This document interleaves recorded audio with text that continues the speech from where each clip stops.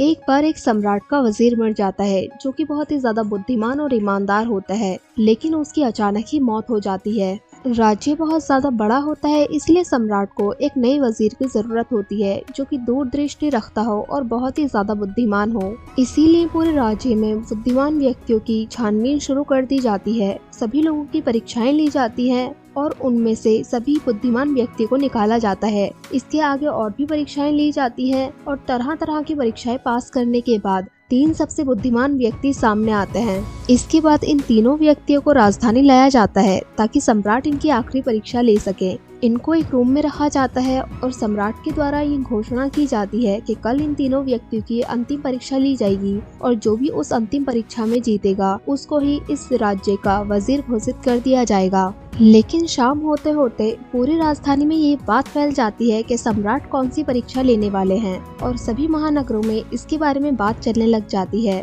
दरअसल सम्राट जो होते हैं वो इन तीनों लोगों को एक कमरे में बंद करने वाले होते हैं और उसके बाहर एक ताला लगाने वाले होते हैं जो कि उनके इंजीनियरों, गणितज्ञों और कारीगरों ने मिलकर बनाया होता है, जिस पर किसी भी प्रकार की कोई भी चाबी नहीं लगती है और उस पर कुछ गणित में अंक लिखे हुए होते हैं जिनके पीछे एक पहेली छुपी हुई होती है और जो विद्वान व्यक्ति उस पहेली को सुलझाकर उस कमरे को खोलकर बाहर आ जाएगा वही इस परीक्षा को जीत जाएगा। अब ये जो अफवाह होती है वो उड़ते उड़ते उन लोगों के पास तक भी पहुंच जाती है और उन 3 व्यक्तियों में से 2 व्यक्ति इस बात को सच मानकर गणित की पहेलियों से लिखी हुई किताबें लेकर आते हैं और उन किताबों को अच्छे से पढ़ने लग जाते हैं और उनके सॉल्यूशन ढूंढ रहे होते हैं। लेकिन उनमें से एक व्यक्ति जो होता है वो एकदम शांत बैठा होता है और वो बेफिक्र होता है। वो दोनों व्यक्ति सोचते हैं कि उसको लग रहा है कि ये जो अफवाह है वो गलत है, इसीलिए वो कुछ भी नहीं कर रहा है। लेकिन वो व्यक्ति अपने में ही लगे रहते हैं और जल्दी से सारी बुक्स को पढ़ लेते हैं।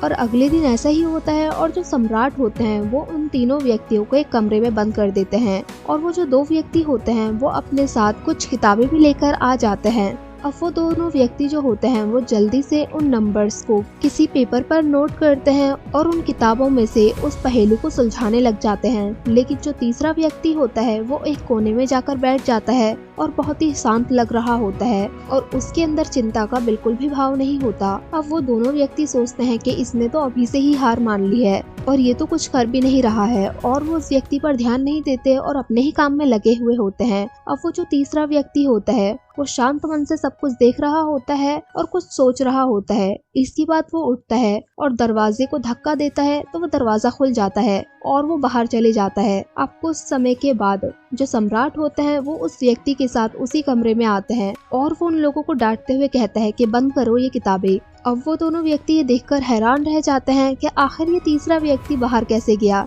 जबकि इसने तो कुछ किया ही नहीं था। और वो जो दोनों व्यक्ति थे वो किताबें पढ़ने में इतना ज्यादा लीन थे कि उनको पता ही नहीं चला कि कोई इस कमरे से बाहर भी चले गया है। अब राजा उन लोगों से कहते हैं कि तुम लोगों को जो कुछ भी सुनने में आया तुमने उसी को सही समझा और उसके अनुसार ही पहेली को सुलझाने में लग गए, लेकिन कोई समस्या है या नहीं इसको तो तुमने जानने की कोशिश ही नहीं की। और वो कहते हैं कि तुम तीनों में से सबसे समझदार व्यक्ति यही है जिसने समस्या को समझा और उसका सॉल्यूशन निकाला। उसने सबसे पहले समस्या की जड़ से शुरुआत करी। उसने देखा कि जो समस्या है असल में वो कोई समस्या है भी या नहीं और वो समस्या से जीतने में सफल हो गया। दरअसल वो ताले का लॉक तो लगाया ही नहीं गया था, वो तो बस दरवाजे पर ऐसे ही टांग दिया गया था।